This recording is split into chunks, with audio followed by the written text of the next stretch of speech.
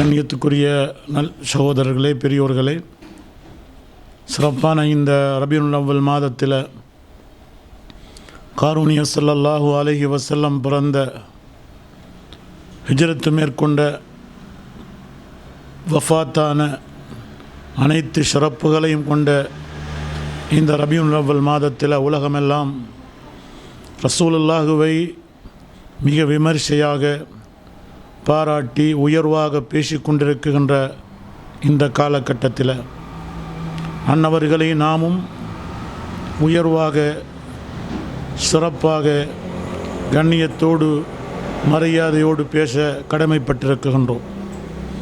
உலகமெல்லாம் மாற்று மத சகோதரர்கள் கூட அன்னலம் பெருமானார் ஸல்லல்லாஹு அலைஹி வஸல்லம் அன்னவர்களை பற்றி உயர்வாக பேசுகின்ற இந்த காலகட்டத்தில் அன்னவர்கள் எவ்வாறு மற்றவர்கள் நடந்து கொண்டார்கள், மற்றவர்களை எவ்வாறு மன்னித்தார்கள், விட்டு கொடுத்தார்கள், எவ்வாறு மற்றவர்களை இஸ்லாத்தின் பக்கம் ஈமானின் பக்கம் அழைத்தார்கள் என்பதையெல்லாம் காரூணிய ஸல்லல்லாஹு அலைஹி வஸல்லமுடைய வாழ்க்கை வரலாற்றில் நிறைய நாம் படித்துக் கொள்கின்றோம். முதல் கண்ணாம் அவர்களுடைய நற்குணத்தை உலகத்தில் அல்லாஹ் தன்னுடைய குர்ஆன் கண்ணே தெளிவுபடுத்தி சொல்லி காட்டுகின்றான்.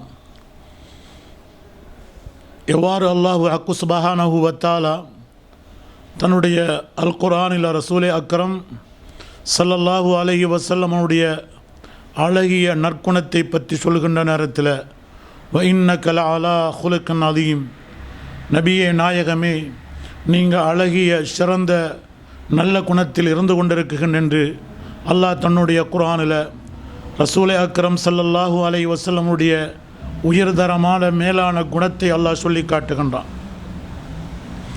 ரசூலுல்லாஹ்வுடைய இந்த குணத்தினால தான் அக்காலகட்டத்தில் வாழ்ந்த முஷ்ரிக்கீங்கள், மக்கத்தில் வாழ்ந்திட்ட குறைஷி குஃபார்களெல்லாம் இஸ்லாத்தை ஏற்பதற்கு ரசூலுல்லாஹ்வுடைய குணம்தான் முக்கியமான ஒரு காரணமாக அமைந்திருந்தது. அவர்களை எதிர்த்தவர்களை மன்னித்தார்கள், அவர்களை ஏசியவர்களை விட்டு கொடுத்தார்கள், அவர்களையும் மன்னித்தார்கள். எந்த ஒரு சந்தர்ப்பத்திலும் மற்றவர்களை ரசூலுல்லாஹ் ஏசிய வரலாறு கிடையாது, யாரையும் அடித்த வரலாறு கிடையாது.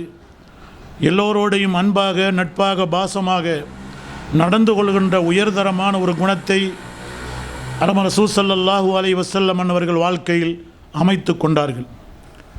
இதனால தான் ரசூலுல்லாஹ் இஸ்லாத்தை போதிப்பதற்கு முன்னால், அவர்களுக்கு நுபுவத்து கிடைப்பதற்கு முன்னாலேயே அக்காலகட்டத்தில் எதிர்த்த முஷ்ரிக்கீங்களும் காஃபிரீங்களும் குஃபார்களும் அன்னவர்களை அல் அமீன், அஸ்-சித்தீக், நம்பிக்கைக்குரியவர், உண்மையாளர் என்றெல்லாம் பட்டங்களை பதவிகளை கொடுத்தவர்களும் காஃபிரீங்கள் தான்.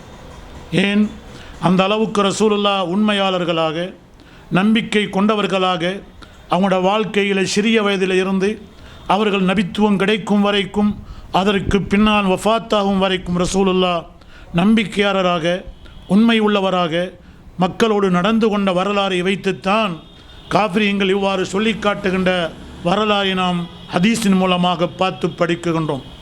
கண்ணியத்துக்குரியவர்களே, இன்றைய காலகட்டத்தில் முஸ்லீம்களாகிய நாம் நம்மிடத்தில் என்ன வர வேண்டும் என்று சொன்னால், காரூணிய ஸல்லல்லாஹு அலைஹி வஸல்லம் அன்னவர்கள் வாழ்ந்து காட்டிட்ட, எங்களுக்கு சொல்லி தந்துட்டு சென்ற அழகிய சிறந்த நற்குணம், நல்ல பண்பு, ஒழுக்கம், நல்ல விழுமியங்கள், விட்டு கொடுக்குகின்ற தன்மைகள், இப்படியான நல்ல குணங்களை, ஐக்கியத்தை, சமாதானத்தை, இவ்விதமான நல்ல பண்புகளை இந்த காலகட்டத்தில் முஸ்லீம்களாகிய நாம் எடுத்துக்கொண்டால் என் மீது மாற்று மத சகோதரர்கள் கூட இஸ்லாத்தின் பக்கம் வரக்கூடிய ஒரு நிலை உருவாகும் என்பதை இந்த காலகட்டத்தில் சொல்லிக்கொள்ள நான் ஆசைப்படுகின்றேன். அஸ்ஸலாமு அலைக்கும் வரஹ்மத்துல்லாஹி வபரகாத்துஹு.